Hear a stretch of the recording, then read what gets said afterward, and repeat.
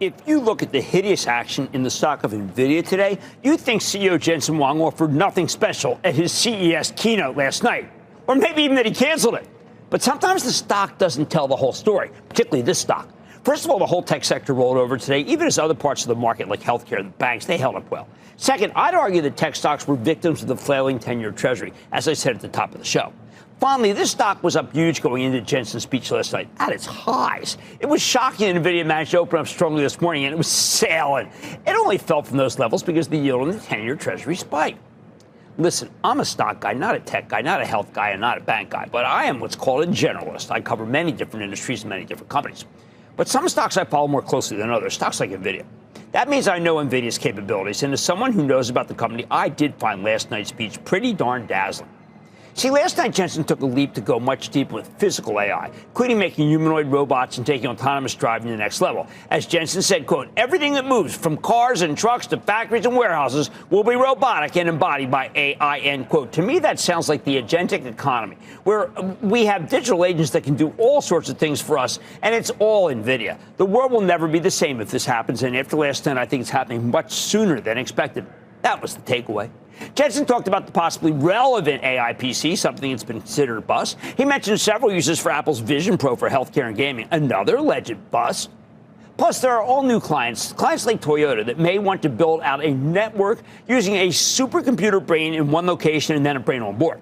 I know that just sounds like a press release, but if Toyota, a well-capitalized company, decides to build out a Tesla-like autonomous driving system, it's going to have to buy hundreds of thousands of NVIDIA chips. That's good for business. Very additive.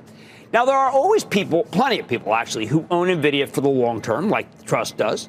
They should be gratified by all these very important announcements. But there's also a huge group of people who own Nvidia because it goes up, often by a lot. And the stock went nuts going into and immediately after Jensen's speech. These people, many of whom buy call options, not common stock, don't know enough about the company to stay in it when the stock starts selling off. I'm sure they didn't watch the keynote or read the blogs, and they're just in it because of the momentum. When the momentum turns, they turn too. Sell. To me, this is business as usual, people. While I may not know all the exciting specs that Jensen talked about, as I see it, he assured you that the new industrial revolution is alive and well and coming to you in a very short time. In my eyes, Nvidia stock was brought down not by anything lacking at CES, but because there was too much hot money in the stock. And these kinds of fellow travelers are your worst enemy if you're a shareholder. This decline had nothing to do with the specs from Blackwell or any of NVIDIA's other chips. I thought NVIDIA died a few years ago. But the company NVIDIA, it is alive and well with a stock that's had this kind of move over and over again. It just stands out because the company now has $3.4 trillion market capitalization, slightly below Apple. And to some degree, this morning at $153 stock, it was priced for perfection. It closed at $140. The thing is, last night, Jensen actually gave us perfection. And that's why NVIDIA actually opened up, but other forces intervened and crushed the stock. We don't know what the employment number will look like on Friday, but if it's at all soft, today's sellers will be kicking themselves. If you don't already own it, you can think about buying some now, maybe nicely below its all-time high, and wait until the labor report to buy more. If it comes in hot, you will get a chance to buy this stock lower, maybe much lower. But understand one thing: the keynote dazzled. The new projects are way ahead of any other company, and this new industrial revolution belongs to NVIDIA. That doesn't mean the stock can't go down. It just means that you can buy happily by the inevitable pullbacks, although when they do happen, remember, they tend to be sizable and brought about by scared shareholders who aren't sure exactly what NVIDIA makes, other than sparkling leather jackets and mini Jensens.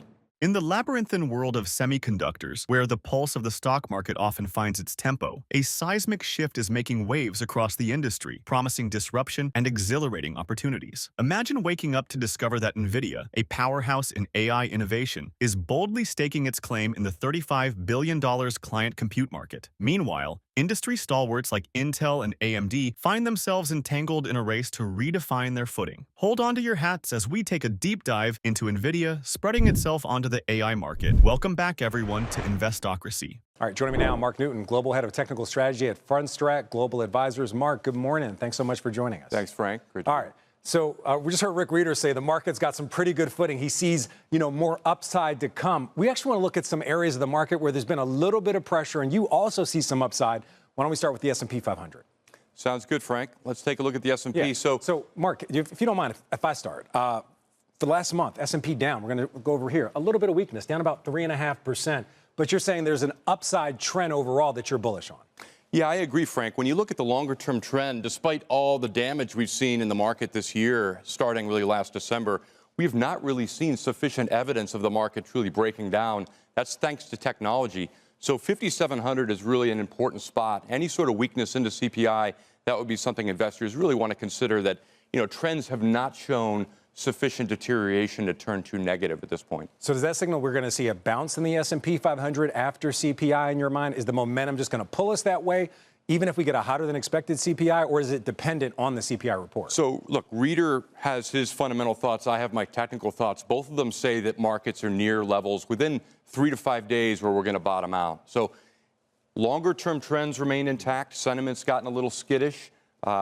Technology, to its credit, has been able to hold the market up. That's a great point and really a reason why we're likely to stabilize. Significant support down near 5,700. Not only is a line up with last November's lows, but also lengthier long-term uptrends just from 2023. So really, really good support is a good time to buy, in my view. Sentiment might be a little bit more than skittish. I think the VIX is up to about 20 right now. So a lot of index investors especially are going to be glad to hear you say that there's going to be a bounce in the S&P 500.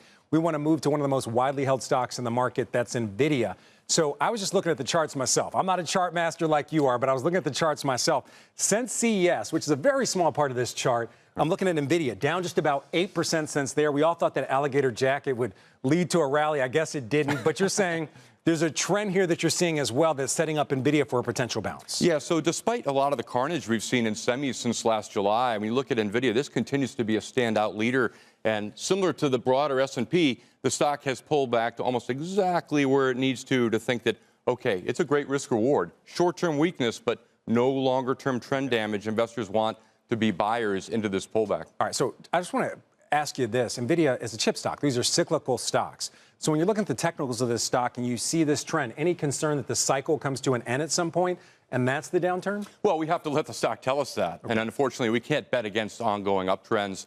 You know, most of the stocks is down about 15, 16% from its July peaks of last year.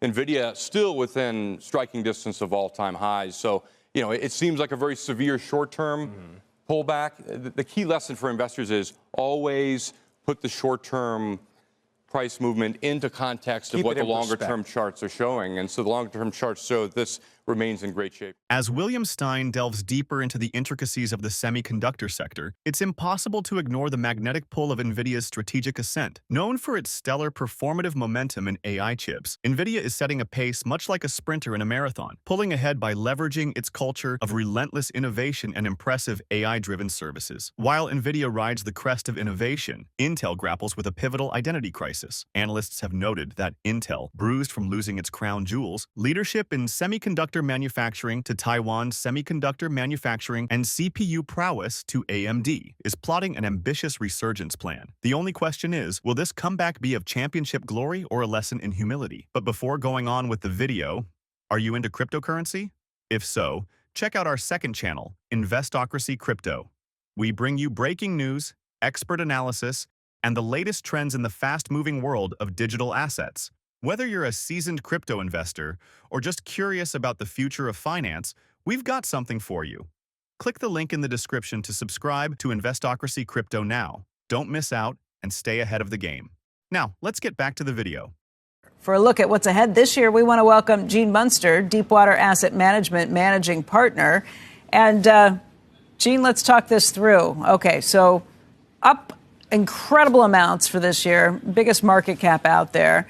What is the anticipation for this coming year, for 2025? You think that this money is still going to be good? Is there still going to be the huge amount of demand? Can they continue to just rake in the cash that they've been able to do to this point? I mean, specific to NVIDIA, yes, I think this is going to continue. I think that the growth rates are going to remain higher for longer. Specifically, the focus is on calendar 26, what that growth is going to be. The street's expecting low 20% growth. I think it's going to exceed 30% growth. And so this still trades at a reasonable multiple, a 25x multiple, and kind of plays to what I think is going to be the chorus in 2025. Obviously, NVIDIA being at the center of the AI trade, I still think we have 2 solid years left of a strong tech trade here based on AI. And I just want to quickly that fill in the point, Becky, that probably seems out of touch with reality, just given the 87% move we've seen in the NASDAQ over the past couple of years. How is it possible that this can continue? And I come back to, for most people, the concept of AI is a buzzword. And I put in the context that if you look at ChatGPT, the daily users, it's only about 150 million. That compares to about 2.5 billion Google users.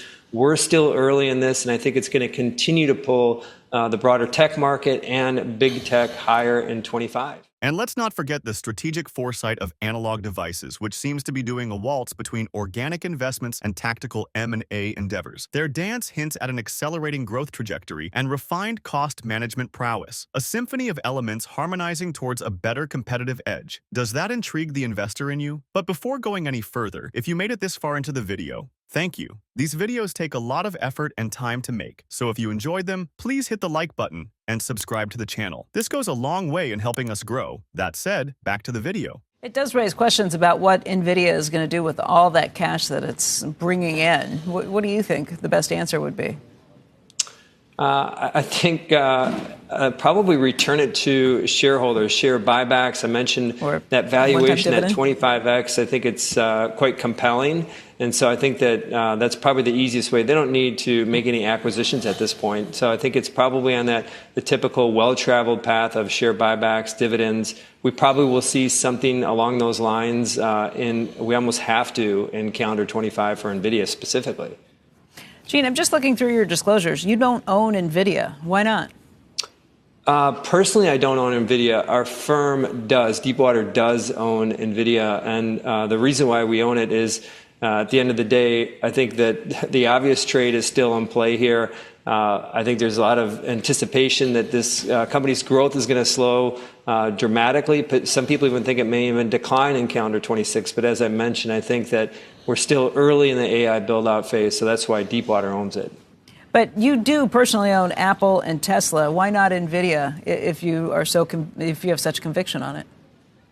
I think if I was going to kind of force rank those three, I don't do first from just the highest level. I have very few companies in my personal account, and so I don't think it's necessarily an indictment against NVIDIA. Sure. It's more just related to my conviction around Apple and Tesla. So the Apple and Tesla are still your highest conviction stocks because those are the ones you own too. Yeah, for the long term, and I have the benefit to own things for 5+ years. I think it's worth mentioning. We'll get the Tesla numbers here momentarily. I do think Tesla is due for a pullback here. I mean, we've had some incredible, of course, $700 billion in gain over the last 3 months in the market cap. That's just not sustainable. But I think that what they're doing around AI is going to ultimately drive the market cap higher. And when it comes to Apple, I think the iPhone is going to grow closer to 8% for this coming cycle, and the expectations are for 3%. So that's where my conviction comes from. Analysts at the helm, like Stein, are bullish on NVIDIA's structural growth and predict its stock's continued outperformance. With the winds of AI's future behind them, NVIDIA not only sets the stage, but also perhaps writes the script for where the industry heads next. But where do you place your bets? Do NVIDIA's prospects beckon you, or do you spy opportunities with other players in this riveting space? Share your views. And finally, if you would like to know what companies like NVIDIA have been up to these past few days, go ahead and click on the next video on your screen. See you there.